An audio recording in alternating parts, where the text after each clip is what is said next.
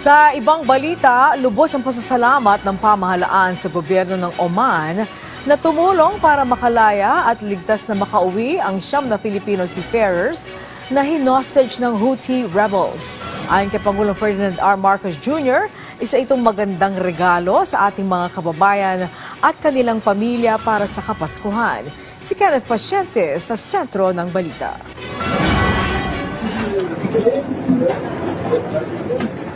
Matapos ang 5 buwan, ligtas nang nakabalik sa Pilipinas ang 9 na Filipino seafarer matapos dukutin ng Houthi rebels noong Hulyo sa Red Sea. Kasama ang mga opisyal ng Department of Migrant Workers o DMW, sinalubong ang 9 na marino ng kanilang pamilya. Bago pa ang kanilang pagdating, mismong si Pangulong Ferdinand R. Marcos Jr. ang nag-anunsyo ng kanilang pag-uwi. Miyerkules anya nang nakarating sila sa Oman mula sa Yemen. Sabi ng Pangulo, resulta ito ng masigasig na koordinasyon ng pamahalaan sa mga counterpart nito. Papasalamat tayo sa lahat ng ginawa ng DFA, ng DMW, ng Philippine Embassy sa Oman.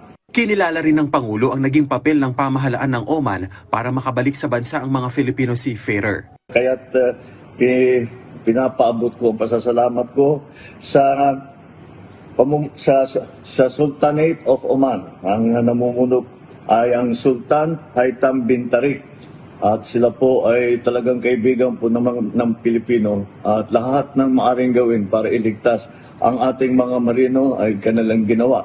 Kaya naman ay nandito na tayo at nailigtas yung Siyam. Sinabi pa niya na napapanahon at makahulugan ang pagbabalik ng mga ito sa Pilipinas dahil malapit na ang Pasko.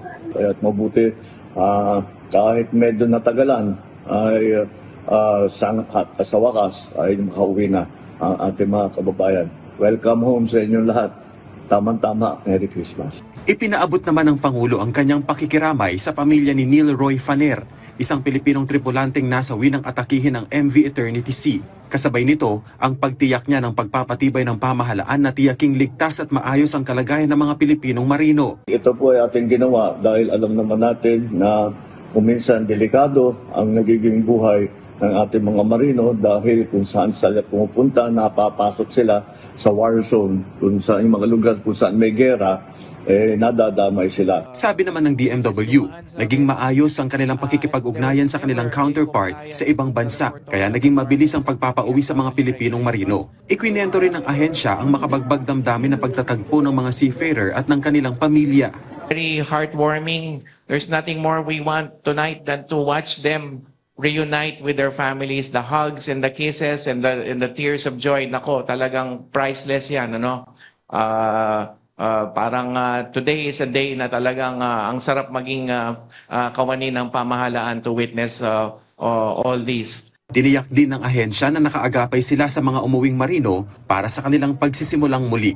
We will provide assistance maybe sa line of questioning na natin maihahayag yung habilin ng ating Pangulo. Si Pangulo since day one, take care of the family, sabi niya sa amin. Nanawagan naman ang DMW sa mga shipping line at manning agency na sumunod sa mga itinakdang protokol at huwag isaalang-alang ang kaligtasan ng mga tripulante.